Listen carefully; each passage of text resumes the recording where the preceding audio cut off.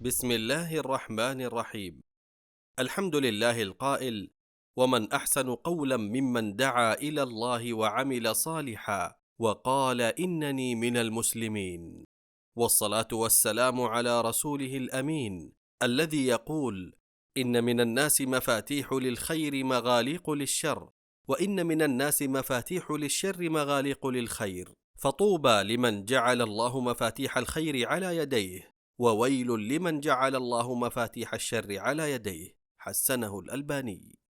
وبعد، فإن القسم النسائي بجمعية الدعوة والإرشاد وتوعية الجاليات بتندحى دأب منذ تأسيسه، وعلى مدى أكثر من 12 عاما على خدمة الدعوة النسائية بمحافظة تندحى وما جاورها، وقد كان بفضل الله مشعل نور وهداية لكثير من النساء، ساهم في تعليمهن أمور دينهن وتوعيتهن لما فيه صلاح دينهن ودنياهن، وحقق بحمد الله كثيرا من الإنجازات. ولقد كان حصاد جمعية الدعوة والإرشاد بالقسم النسائي لمدة 5 أعوام وحتى عام 1444 للهجرة كالتالي: إقامة 620 درسا ومحاضرة وبرنامجا حضوريا لجميع فئات المجتمع النسائي، استفاد منه أكثر من 33,467 مستفيدة، وكذلك إقامة 157 درسا وبرنامجا ومحاضرة للجاليات،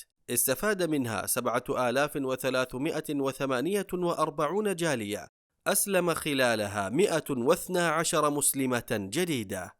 وعبر أثير مواقع التواصل الاجتماعي تم إقامة 1113 محاضرة ودرسا لجميع فئات المجتمع النسائي، استفاد منها 85,168 مستفيدة. وكذلك كان لقسم الجاليات نصيبه من مواقع التواصل الاجتماعي، فقدم 600 درسا ومحاضرة، استفاد منها 11,319 مستفيدة. وأما المبادرات التي تم نشرها عبر الإنترنت لجميع مواقع التواصل الاجتماعي، فكانت ولله الحمد 11,600 مبادرة.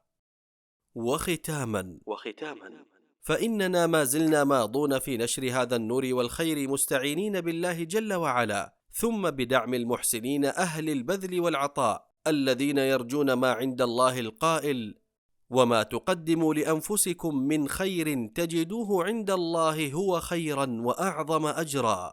ودعاؤنا لكل من كان له أثر في هذه المشاريع الدعوية بأن يجعلها الله لهم عنده ذخرا يوم القيامة، وفي الدنيا صحة في أبدانهم، وتوفيقا لهم في حياتهم، وصلاحا في ذرياتهم، إنه سميع الدعاء.